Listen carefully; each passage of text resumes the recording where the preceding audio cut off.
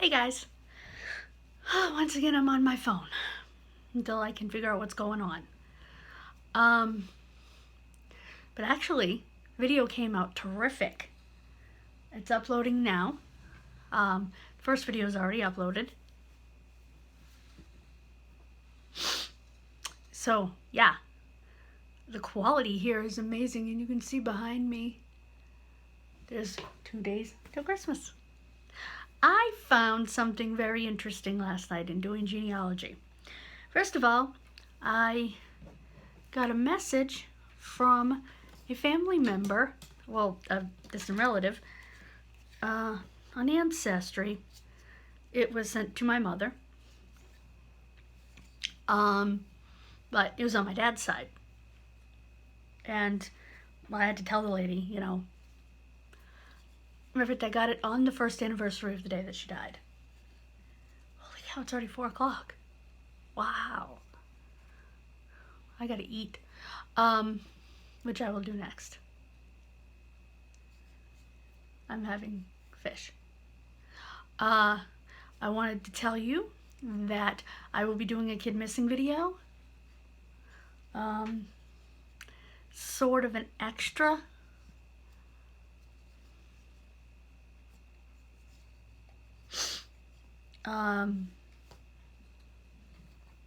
Yeah, I don't even need the light, so it's not plugged in. I'm just using it as a tripod. I can't believe the quality of this, just looking at it. It's amazing. But as I was saying, I found something interesting. I actually found my great-great-grandmother, Mayvilla Mitchell Cox,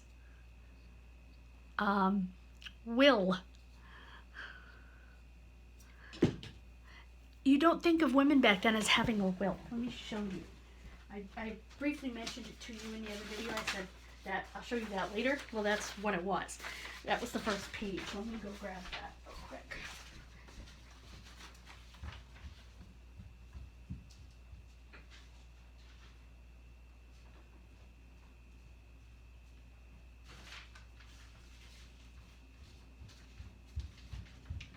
I just find it utterly fascinating that she had a will.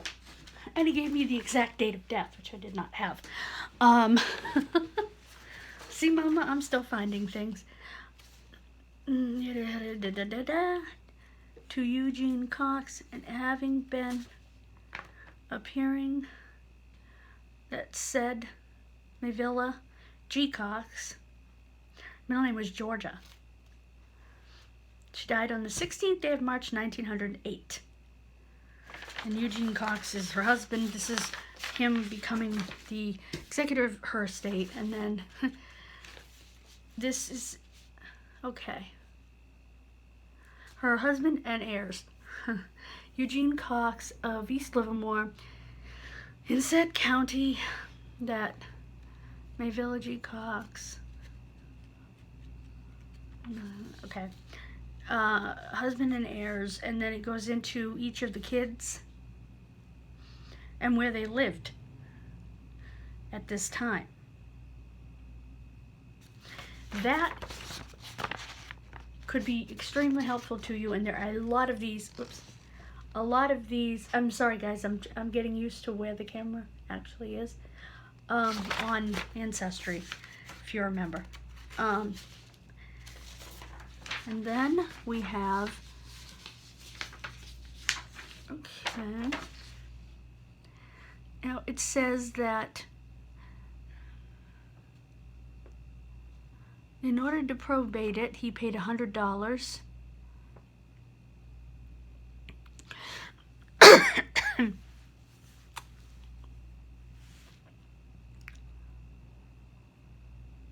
All in County of Androscoggin. Okay, there are different people. I don't recognize those names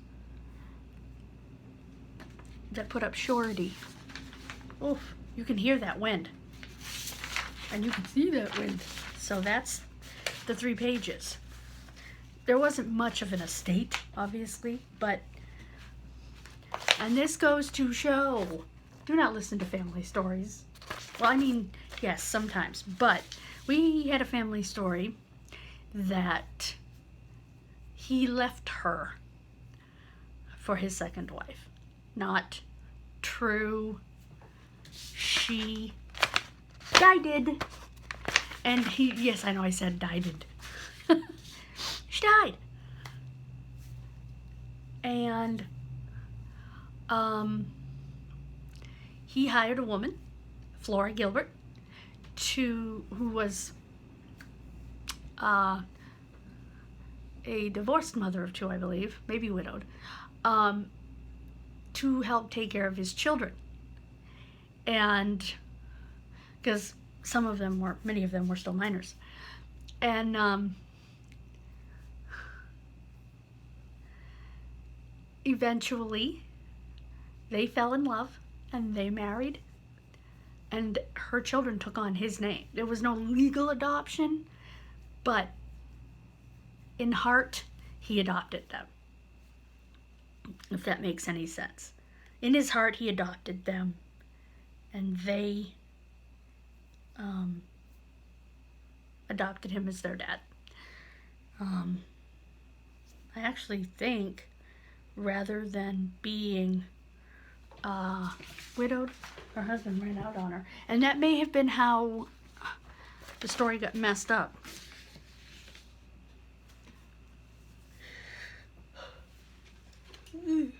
Excuse me. So yeah, definitely check out wills, because you will get a list like this, and it's helpful. This is, as you can see, from the grand old state of Maine, because it's my mother's side, of course. It's her great-grandmother.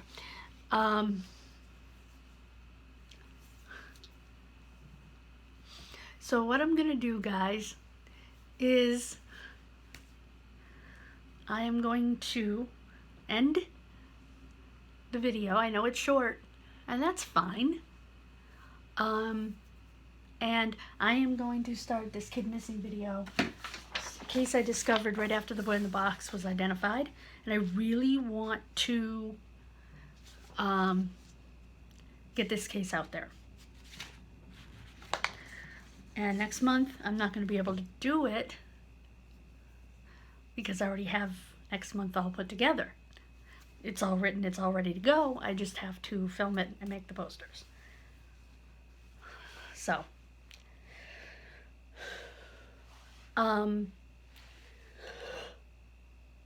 excuse me. The wills are definitely a place to go.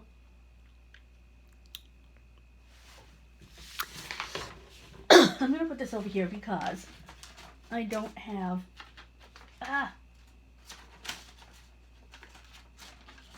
haven't straightened out yet all of the, there we go.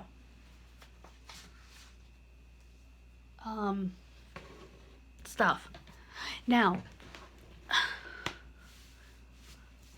since this is a genealogy video, I want to talk about my mom. I was a little upset that none of these came up in that video. So, since we're talking about my mom's family, her great-grandmother, I thought I would do this real quick. Here's the whale. It says Whalen Park, Lunenburg, Massachusetts. It's a place where we spent so many happy hours. Mom and I on the Midway, Dad playing golf.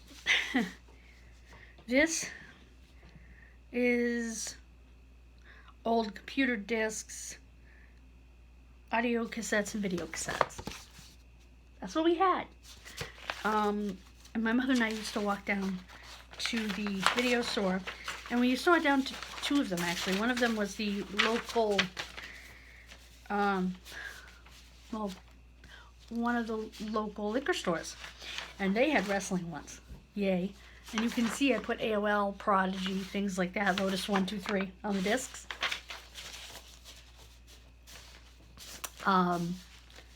Because those were a big part of early computers for us. And we listened to cassette tapes, and I put, what did I put?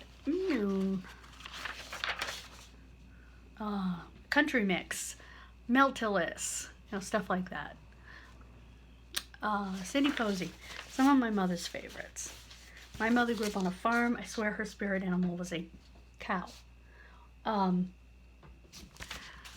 She loved cows. Loved the dairy farm. Again, it all fits because that was her great-grandmother. So, they were also farmers, by the way. This one here needs a little bit of explanation.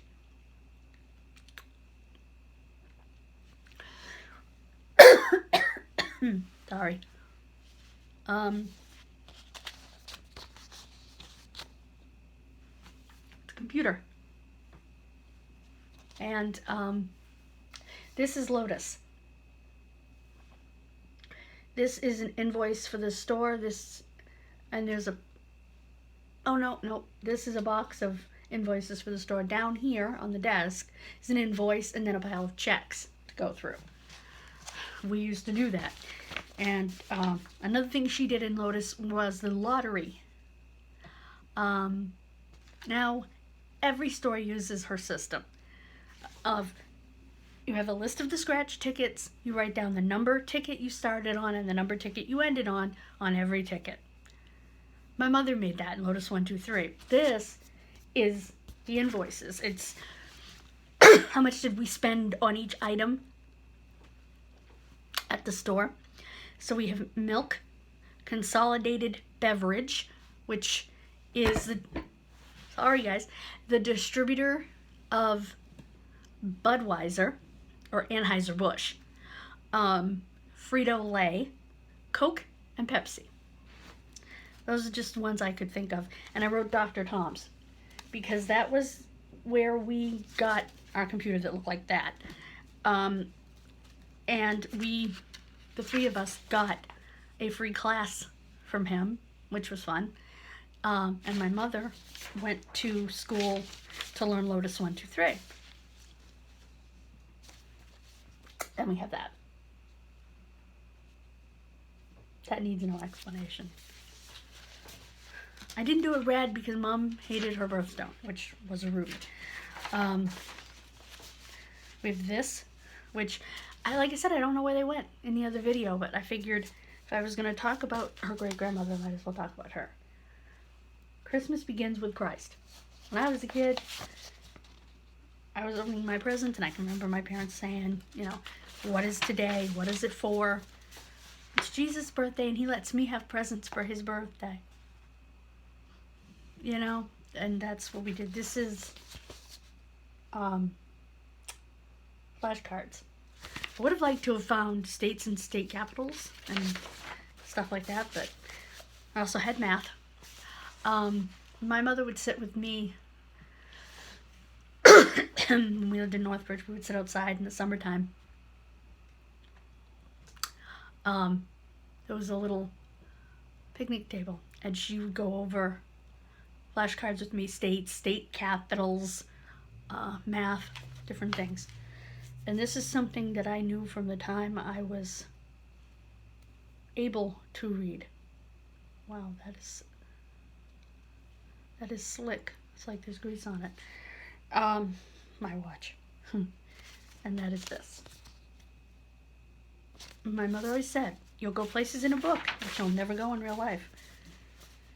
And I was telling you on the other video that my job, my designated job when I was a little girl, when I would bake with my mom, was to put a bag on my hand, grab up some shortening, and grease the pan. Now, it's not like the bag I used today. The bag I would use then was a sandwich bag. The one that it had the longer end and then like a folded over pocket, and you would fold it, you would put the sandwich in, and you would fold that extra flap over under into that pocket. Well, that's the kind of bag I would put on my hand. But this is baking cookies with Mom. First thing Mom ever taught me how to cook was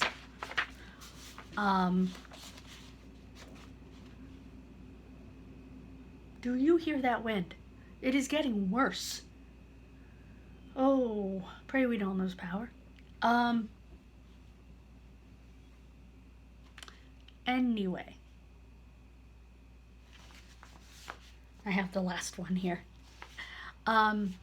She had me standing in a chair in front of the counter, in front of the electric frying pan, and showed me how to make American chop suey. If you're not from New England, you might not be familiar, but basically it's elbow macaroni, which she cooked on the stove, because she didn't want me around a big boiling pan of water. We cooked the ground beef, can of tomato soup, some veggies like onions and peppers and celery and things. And we poured that, or spaghetti sauce for that matter, whatever you have. We poured that over the macaroni, and that becomes American chop suey. The last thing, obviously, Genealogy, which is the tie-in to what we just talked about. She got me into that probably about 1997, 98, and